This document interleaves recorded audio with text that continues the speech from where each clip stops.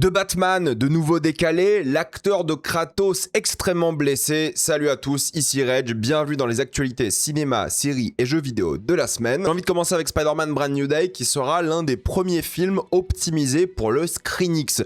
Vous vous dites, mais qui va voir des films en ScreenX? Personne. Voilà, ça pue la merde, c'est nul, je suis jamais allé, j'en sais rien. Je dis ça en rigolant, je suis jamais allé mais j'ai pas envie de voir ça. Ça a l'air d'être une migraine, ça a l'air horrible, mais en tout cas, ils ont bossé le film pour la première fois, en tout cas pour ce genre de projet, avec le ScreenX en tête. Vous dites c'est cool, c'est sympa. Ouais, à la limite, j'irai quand même pas le voir en ScreenX, hein. Je refuse parce que pour moi ça c'est juste pas possible, ça a l'air d'être infâme, mais en tout cas, un jour peut-être j'essaierai. Ce que j'ai envie de dire c'est pourquoi ils ont fait ce choix. Pourquoi est-ce que le ScreenX a été la priorité pour Spider-Man Brand New Day alors que l'IMAX existe? Eh bien parce que l'IMAX n'existe pas pour Spider-Man Brand New Day. Le film a été tourné en IMAX, mais à cause d'un autre film avec Tom Holland, l'Odyssée, le film n'a pas de créneau IMAX. Du coup, ils ont dû se rabattre sur le ScreenX. En gros, qu'est-ce que ça veut dire? L'IMAX, il n'y a qu'un seul film en même temps dans le monde diffusé en IMAX. Donc à chaque fois, c'est des films qui se passent l'IMAX d'un film à l'autre. C'est IMAX et donc les producteurs et autres qui décident. Là, l'Odyssée, le plus gros film IMAX de l'histoire du cinéma, sort début juillet, ou mi-juillet si vous voulez être précis, et aura une diffusion de minimum 4 semaines en IMAX. D'habitude, c'est 2, voire 3. Là, vu que c'est l'Odyssée, ils sont sur 4 minimum, voire 6. Ça dépend du film The End of Oak Street, parce que lui aussi sera diffusé en IMAX. Donc il y a de fortes chances que l'Odyssée, même s'il cartonne encore, n'ait plus d'IMAX à cause du prochain film IMAX et des contrats qui se décident. Sauf que sur le passage, entre The End of Oak Street et l'Odyssée, il y a Spider-Man Brand New Day, qui n'aura pas le droit à l'argent IMAX, n'aura pas le droit au format IMAX et ne sera tout simplement pas diffusé en IMAX. Du coup, ils se sont rabattus sur le ScreenX. C'est ça la raison derrière. Ils en ont rien à foutre du ScreenX. L'IMAX, c'est 1000 fois mieux. Mais là, vu qu'ils n'avaient pas le choix, il fallait trouver un moyen de se faire un peu plus d'argent. Du coup, ils ont investi dans cette technologie. Ils ont essayé de faire un truc un peu adapté. Je n'irai jamais de ma vie voir un film comme ça. Alors peut-être un jour pour essayer, mais en tout cas pas pour Spider-Man Brand New Day que je vais voir en version classique comme tout le monde. Et si on parle d'IMAX, il faut savoir que Dune 3 aura quelques minutes exclusives diffusées avant toutes les séances de l'Odyssée en IMAX 70 mm. Voilà, il faut les deux, IMAX 70 mm. Donc vos Montpellier, vos Bruxelles, vos Londres, vos Prague en Europe. Et je crois qu'à Montréal, il y a un seul cinéma qui le fait aussi. Donc si vous voulez voir des minutes exclusives qui ne seront pas diffusées sur Internet de Dune 3, allez voir l'Odyssée en IMAX 110 mm. Vous allez pouvoir profiter de ce poulet au format adapté aussi. Parce que Dune 3 sera en IMAX 110 mm aussi. Malheureusement, le film n'a pas été tourné tel quel, mais il sera converti, ce qui n'est pas plus mal. Franchement, ça va. Moi, j'avais vu pour le coup Dune 2 en IMAX numérique 1.43, mais là, vu qu'ils vont faire une pellicule pour le film, je pense que ça peut être cool. Ça ne sera pas filmé avec une caméra IMAX 70 mm, ça sera filmé avec une caméra classique IMAX numérique. Denis Villeneuve, il ne fait pas du 70 mm. Il fait du numérique, quoi, c'est son truc. Mais en tout cas, ça sera converti au point que ça aura quand même de la gueule. Et le format sera aussi impressionnant. Ça sera pas du 100% IMAX, comme l'Odyssée. Je crois que Dune 2, c'était genre 20%, un truc comme ça. Là, peut-être ça sera 30 ou 40 ou 20, on n'en sait rien. Mais en tout cas, des parties du film seront diffusées en IMAX 110 mm, dont peut-être le prologue ou peut-être des minutes exclusives du film là avant les séances de l'Odyssée. Il faut parler de The Batman 2 qui a eu le droit à son premier teaser. Tout le monde s'excite sur les oreilles de The Batman qui sont plus longues qu'avant. Le tournage a évidemment commencé, mais le film a été décalé pour la 4e fois. Et oui, The Batman a été décalé parce qu'à la base il devait sortir en octobre 2025, puis en octobre 2026, ensuite en octobre 2027. Et là, il sortira en février 2028. Aïe, aïe, aïe, aïe, aïe, aïe, c'est un peu compliqué le projet de Batman. Quand tu sais que Nolan, il a sorti genre 5 films en 7 ans. Là, Matt Reeves qui galère à écrire de Batman. Moi, je lui fais confiance. Matt Reeves, c'est un bon scénariste, c'est un bon réalisateur. Donc, je pense que le projet sera bien. Je sais pas si c'est vraiment que à cause de ça. En tout cas, l'une des raisons principales, c'est Matt Reeves qui prend son temps et DC qui lui donne le temps qu'il veut. Tout simplement, mais il y a un autre truc. C'est-à-dire que moi, oui, ça me fait chier, j'aurais bien aimé voir de Batman dans 1 an et demi. Mais au final, c'est dans 2 ans. Allez, un peu moins, 1 an et 8 mois. Mais ce qui a décalé aussi ce projet, c'est le projet de J.J. Abrams qui s'appelle The Great Beyond. C'est le retour au cinéma de J.J. Abrams depuis Star Wars. C'est quoi, l'ascension de Skywalker en 2019, de mémoire. Donc là, c'est décalé à novembre 2027, son projet à lui.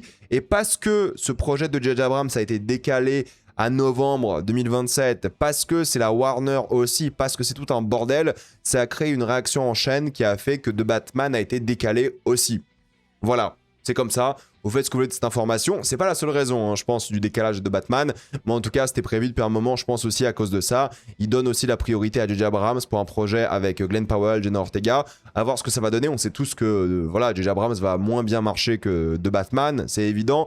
Mais The Batman a été visiblement aussi décalé à cause de ça. Pas que, mais aussi à cause de ça. Le tournage de It Follows 2, They Follow, a officiellement commencé. Le film devrait sortir donc l'année prochaine. Et c'est bel et bien le film de David Robert Mitchell qui va reprendre l'IMAX là cet été avec The End of Oak Street. Vous savez, le film de dinosaures. Donc c'est marrant qu'on ait deux actualités qui parlent de lui en même temps. Son film sort là cet été, son prochain film They Follow, j'imagine, l'année prochaine. Je suis curieux de voir comment il va adapter le concept, parce que It Follow, c'était quand même un film qui a bien marqué la jeunesse aussi, et je pense que ça peut cartonner un peu à la Obsession. Alors peut-être pas à ce stade, hein, parce que l'Obsession, c'est un carton planétaire quasiment inégalé, hein, mais je pense que la jeunesse, elle a un peu raté It Follows en salle, mais c'est devenu assez culte, et je pense que They Follow peut vraiment cartonner, ça sera vraiment un film à petit budget, à voir ce que ça va donner. Surtout que je pense que son prochain film là, avec les dinosaures, Anna Torv, Ewan McGregor, il va bider comme pas possible.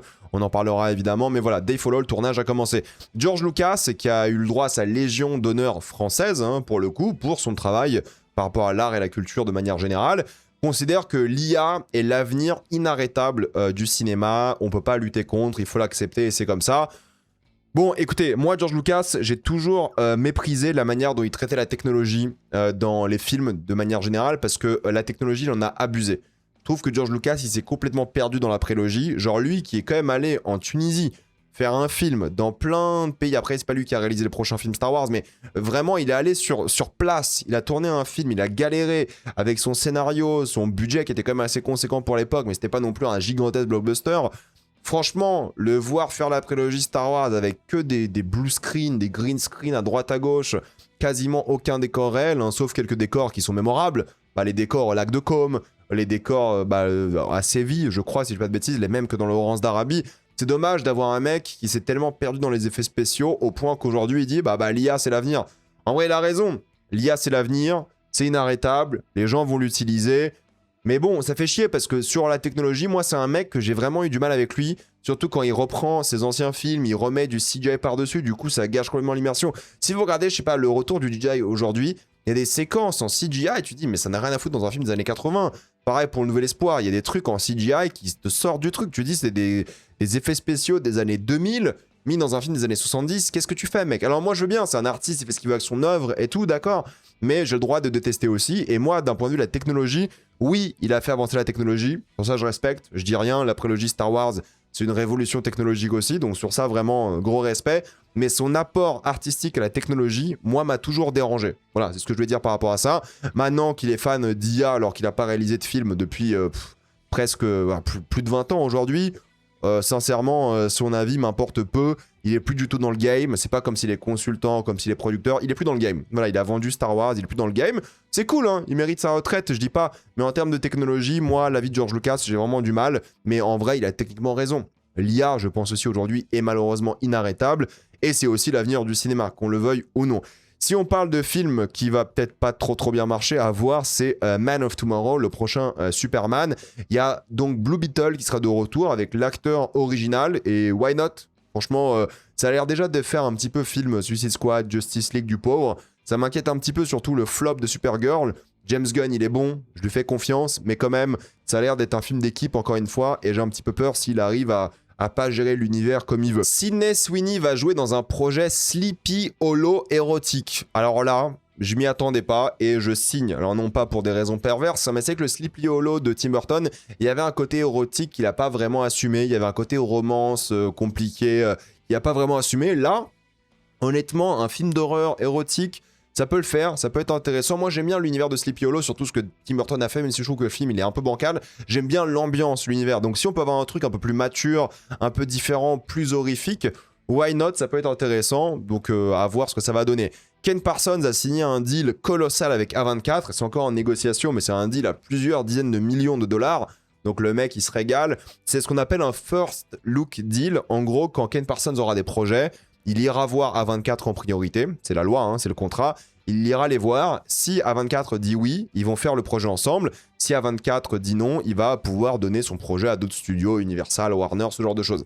Il va faire une suite à Backrooms, en tout cas c'est ce qui est prévu dans le contrat pour l'instant, ils sont en train encore de négocier, et ensuite plusieurs films. Donc ils vont financer ces prochains projets normalement, et ensuite il aura donc son Backroom 2 à faire, ou inversement, ça dépend de l'ordre qu'ils choisissent ensemble, mais je suis content pour lui, tu vois, un mec de 21 ans, qui sort un projet comme ça, qui va déjà devenir millionnaire de une, mais surtout avoir une liberté artistique folle, parce que c'est quand même son film, il a cartonné, hein, c'est plus de 300 millions au box-office, pour 10 millions de budget. Alors oui, Backroom, tout ça, mais c'est un exploit. Et les Backrooms, ça cartonne grâce à lui aussi. Donc en vrai, il mérite.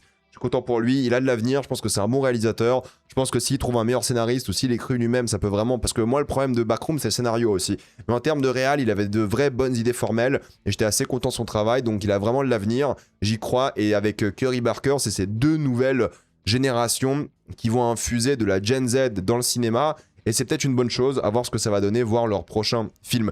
Frankenstein aura bel et bien le droit à une version longue sur le Blu-ray. Donc il y a un Blu-ray Criterion qui va sortir, qu'on pourra, j'imagine, importer nous de notre côté, parce que il y aura pas de Blu-ray en France normalement, il y en a jamais pour Criterion et pour les projets Netflix, mais il y a quand même quelques projets Netflix qui sont édités, dont les Del Toro, parce que c'est dans le contrat de Del Toro d'ailleurs, et déjà la cover, elle est magnifique. Voilà, la référence biblique, elle est exceptionnelle, je trouve. Mais surtout, en fait, ça va durer 159 minutes.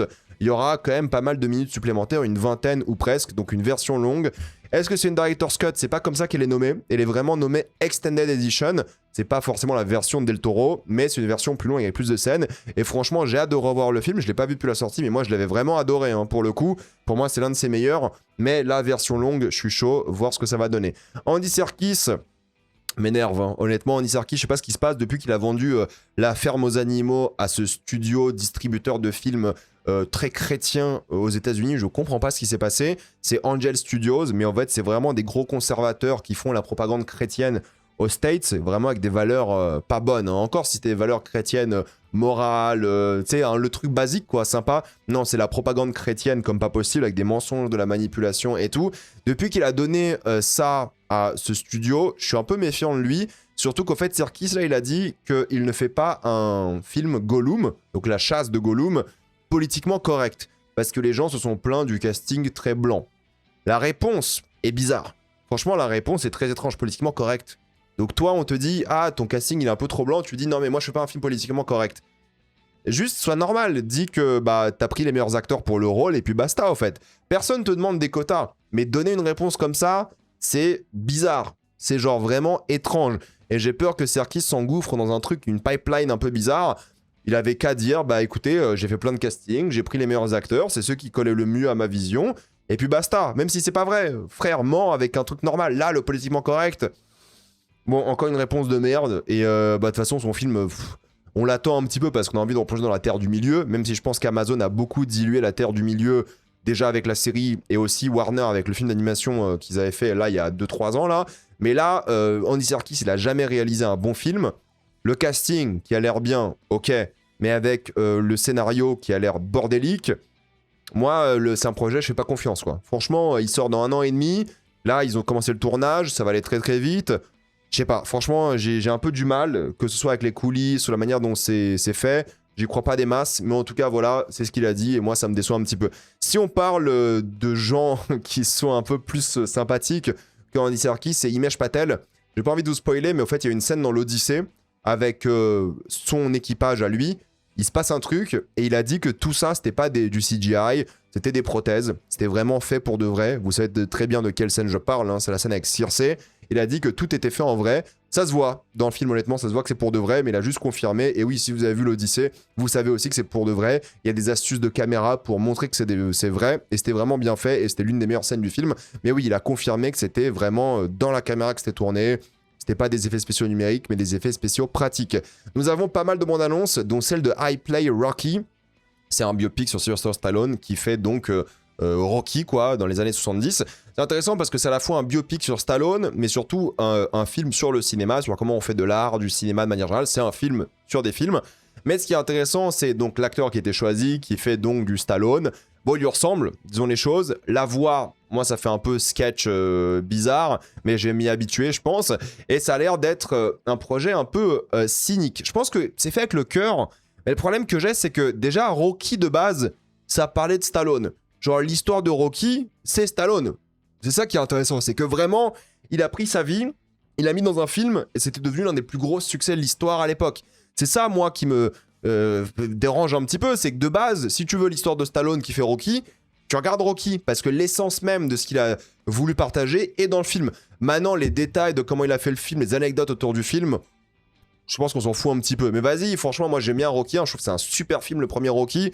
Mais là, la bande-annonce, oui, ça a l'air sympathique, feel good, la même motivation que Rocky, mais c'est pas un film sur lequel je vais me jeter. Je vais sûrement en parler, mais vas-y, c'est pas non plus le film que j'attends le plus cette année. Nous avons Uprising avec Andrew Garfield qui a été diffusé aussi en termes de bande-annonce. C'est un film de Paul Greengrass, donc c'est quand même un réalisateur d'action, il a fait Jason Bourne, ce genre de choses. Et là, c'est un film où des paysans se rebellent contre leur roi au Royaume-Uni. Ça a l'air fun. Voilà, c'est un film bourrin d'action. C'est ça. Voilà, peut-être des thématiques sociales, sur la révolution, tout ça, mais c'est un gros film bourrin d'action. Ça a l'air plutôt bien shooté. Paul Greengrass, c'est un bon réalisateur d'action. Donc franchement, je sais pas s'il sortira en salle chez nous, mais ça a l'air plutôt fun et j'ai hâte de voir ça au final. The Whisper Man, par contre, le film d'horreur avec Adam Scott, avec Robert De Niro, ça a l'air d'être un enfer. C'est un film Netflix déjà, donc c'est un téléfilm. On dirait ce film de con, de twist, de serial killer bizarre et tout, horreur. Je sais pas si c'est de la fantasy ou pas. Ça a l'air nul. Honnêtement, ça a l'air nul. Ça ne donne aucune envie de voir ça. Ça sort là bientôt. Ça a l'air à chier. Désolé de le dire, mais j'ai pas du tout envie de voir ça. Dommage, hein. De Niro dans l'horreur, ça aurait pu être vraiment très très cool. Mais là, le film a l'air bancal comme pas possible. Behemoth, par contre, a l'air super intéressant. C'est le film de Tony Gilroy qui a donc fait évidemment Andor ces dernières années. Il a fait un film avec George Clooney à l'époque qui était super, que les gens adoraient. Michael Clayton, hein, j'avais oublié le nom, qui est un super film. Là, il y a la bande-annonce de Behemoth qui était diffusée. C'est peut-être le premier rôle de Pedro Pascal. C'est son film à Oscar. Il va aller chercher au moins une nomination, en tout cas, il essaye. C'est aussi un film thriller sur un celliste avec des histoires. Voilà, je sais pas ce qui se passe, on comprend pas trop ce qui se passe dans la bande-annonce, j'avoue, mais c'est ça qui va être intéressant, c'est voir comment il va reprendre encore un film sur l'ambition, sur le fait d'être un peu perdu, sur toutes ces histoires, mésaventures qu'il a l'air d'avoir. Donc ça a l'air de mélanger thriller, romance. Ça peut être cool. Franchement, Tony Gilroy, c'est un bon réal. Il s'en sort bien, c'est un bon scénariste, donc j'ai vraiment hâte de voir ça. Contrairement à Mayday, alors Mayday, c'est encore un film qui a l'air complètement à chier. C'est un film Apple TV+. Alors, il y a une vibe un peu agent spéciaux, là, vous savez, avec Henry Cavill, Armie Hammer, Alicia Vikander. Donc c'est un russe et un ricain qui font équipe. Et c'est du Ryan Reynolds, quoi. Je suis désolé, hein. Moi je vois ça. Kenneth Branagh, il fait son truc. En termes de mise en scène, ça n'a pas l'air dégueulasse. Ça fait téléfilm, encore une fois, téléfilm à un gros budget. Mais Reynolds, je n'en peux plus. Franchement, Ryan Reynolds, c'est toujours la même chose. Je n'en peux plus. Et là, ça a l'air d'être encore la même chose. C'est triste, mais c'est comme ça. C'est Reynolds qui en fait des caisses. Concernant les séries télé, c'est donc Ryan Hurst qui devait jouer Kratos dans la série God of War, qui s'est fait une énorme blessure. Il s'est déchiré le biceps. C'est 4 à 6 mois de convalescence. Et dans un rôle aussi physique, dans un rôle aussi compliqué, ils ont décidé, côté Amazon Prime, de le remplacer. C'est un choc, mine de rien. C'est quelque chose d'assez marquant. Mais oui, en gros, la série God of War a été mise en pause en termes de production. Le tournage va reprendre en octobre normalement. Donc, ils vont déjà prendre des mois de retard. Et ça sortira, donc j'imagine, plutôt en 2028 ou peut-être vraiment fin 2027, mais Ryan Hurst, malheureusement, sera remplacé. C'est triste, une blessure comme ça arrive. Quand tu fais beaucoup de cascades aussi, ça arrive, surtout que c'est un mec d'action aussi à la base. Il est dans l'Odyssée d'ailleurs, Ryan Hurst. Il joue le mentor un petit peu de Tom Holland, le mec avec lequel il s'entraîne souvent à l'épée. C'est un mec qui... c'est un peu triste, qui avait, je pense, l'ambition de jouer un bon Kratos, qui aurait pu être vraiment cool et tout. Et malheureusement, ça doit vraiment lui faire du mal, qui sera pas Kratos au final dans le monde de l'Odyssée. C'est des choses qui arrivent, c'est la vie, mais en tout cas, voilà, on aura bientôt un autre casting pour Kratos, avec un tournage qui doit reprendre dans quelques mois. Ça doit vraiment être horrible pour lui, mais pour nous, ce qui change, c'est vraiment la série qui sera sûrement décalée et un nouvel acteur qui va faire son apparition. Netflix a avoué que depuis l'IA générative, plus de 300 séries l'ont utilisé. Ça ne choque personne. Franchement, on le savait déjà. Si vous avez vu des séries là, comme celle que je montre, je sais plus comment elle s'appelle, la série d'Argentine, là, j'ai regardé genre la moitié ou un peu plus, ça se voit que c'est l'IA générative. Voilà, Netflix, ils sont à fond sur l'IA générative, ils peuvent vous dire non, je sais pas quoi. Non, ils sont à fond dessus. 300 séries qui l'ont utilisé. George Lucas, il a raison, hein, surtout pour les séries télé qui n'ont pas de TAL. Là, ça va être utilisé de plus en plus. Mais oui, l'IA générative est présente et omniprésente dans les séries Netflix. Jimmy Olsen, vous savez, la série télé qui a été annoncée pour le DCU, a trouvé son Gorilla Grodd, interprété par Jimmy Tatro. Ça sera un true crime documentaire hébergé, vraiment, et ça sera le host, ce Jimmy Olsen. Ça donne pas envie. Qui va regarder ça? Sans déconner, hein. Qui va regarder ça? Ça donne pas du tout envie. Ça m'intéresse pas du tout à titre personnel, mais dites-moi, peut-être il y a des fans de Gorilla Grodd qui vont regarder ça ou de Jimmy Olsen. Et j'ai bien aimé Jimmy Olsen dans Man of Tomorrow, j'allais dire Man of Steel dans Superman, mais franchement, ça m'intéresse pas du tout, quoi. Steve Buscemi sera dans Far Cry 3, on imagine qu'il jouera un méchant. J'ai dit Far Cry 3 par réflexe. Non, dans Far Cry, la série de Noah Hawley. Le tournage va bientôt commencer d'ailleurs. Donc oui, ça sera l'un des gros personnages de la série qui devrait donc sortir l'année prochaine sur Disney+. Côté jeux vidéo, si on continue avec la lancée, c'est Fallout 3 et Fallout New Vegas qui auront le droit à des remasters comme Oblivion. Moi, ce qui me fait un peu chier avec ça, c'est que les graphismes de Fallout New Vegas et Fallout 3 sont un peu vieillots, d'accord, mais il faut aussi refaire le gameplay, quoi. Je veux dire, si tu fais comme Oblivion et tu mets juste Unreal Engine, tu vas à fond et c'est joli, ok. Mais en fait, il faut quand même mettre des différences de gameplay assez importantes parce que le gameplay de Fallout 3 et New Vegas, il est un peu vieilli, quoi. Donc franchement, tu mets au moins le gameplay du 4 sur New Vegas, là on parle. Le 3, j'y jouerai pas, j'aime pas le 3. Mais New Vegas, franchement, je l'adore, c'est l'un de mes jeux vidéo préférés de tous les temps. Si c'est juste un redesign graphique, moi je m'en fous un petit peu, ça va être cool, ça peut être bien. Mais moi je veux aussi qu'il y ait des différences de gameplay qui se fassent, sinon ça n'a pas d'intérêt, c'est juste un remaster bête. Refaites un vrai remake, quoi. Faites un vrai truc, c'est un jeu qui est un peu vieilli, laissez pas les modeurs s'en occuper, quoi. Ensuite on a la bande-annonce de Wolverine, la bande-annonce Histoire de Wolverine, du jeu qui sort en septembre. Ça a l'air mortel. Alors oui, il n'y a pas de gameplay, on a déjà vu du gameplay, hein, mais là c'est juste, voilà, cinématique de story, d'histoire. Ça donne envie, franchement ça peut être cool, j'y jouerai, ça c'est clair. En plus c'est pas des longs jeux, c'est 15-20 heures, Insomniac, donc j'ai envie d'y jouer, ça peut être vraiment très très sympa. Voilà, c'était les actualités de la semaine, cinéma, série, jeux vidéo. Dites-moi ce que vous en pensez dans les commentaires, j'ai envie d'avoir votre avis. Pensez à vous abonner à la chaîne pour voir les prochaines vidéos, mettez un j'aime, ça aide beaucoup la chaîne. Suivez-moi sur tous mes réseaux, maintenant les vidéos sont disponibles en mode podcast aussi, et j'ai un compte Instagram, TikTok et Twitch, et moi je vous dis à la prochaine fois, salut à tous.